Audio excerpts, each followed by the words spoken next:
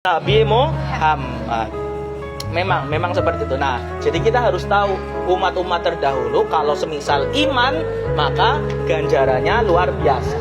Tapi kalau semisal ingkar, tidak mau ikut nabinya, tidak mau mengikuti ajaran nabi, maka apa yang terjadi akan diazab. Kaumnya Nabi Nuh, masih ingat? Kaumnya Nabi Nuh apa yang terjadi? Tenggelam. Bahkan putranya namanya siapa? Kanaan. Putranya sendiri tidak mau ikut, tetap diazab.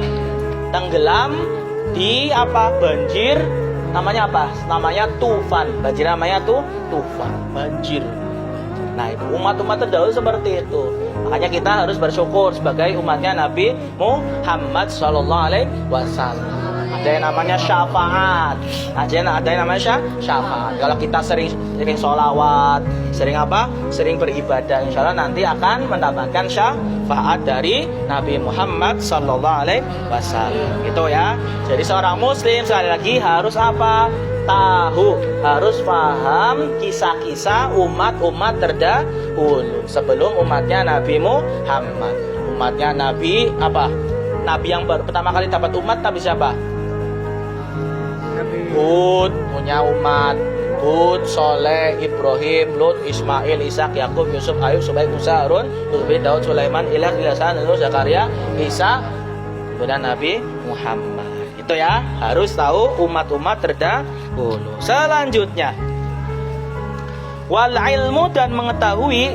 Kita cepat di sini karena ini pembahasannya cukup dalam. Wal ilmu, wattakhawufu, dan merasa takut. Wattakhawufu, dan merasa takut. Kita cepat pembahasannya karena ini hubungannya dengan pembahasan politik. Politik, tahu politik nggak kalian? Ya dengar lah ya.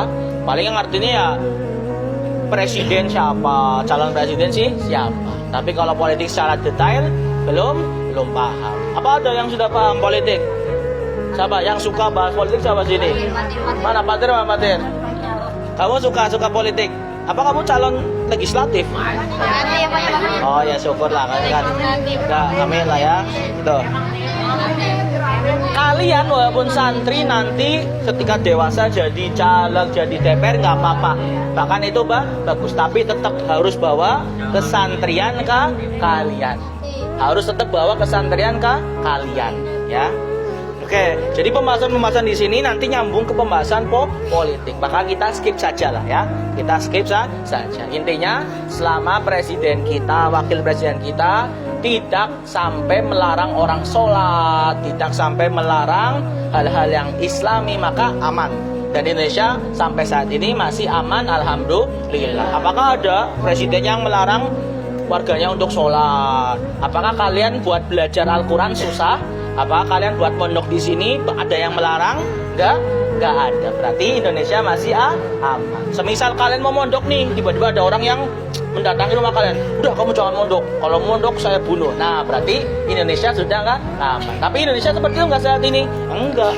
Kalian mau mondok, mau ngaji, mau apa? Mau jamaah di masjid, mau ngapain? Ada yang melarang enggak ada. Berarti Indonesia masih aman. Tuh, cukup itu saja ya. Politik Indonesia itu aja. Untuk saat ini kalian cukup paham itu saja. Oke, lanjut. Wattakhawuf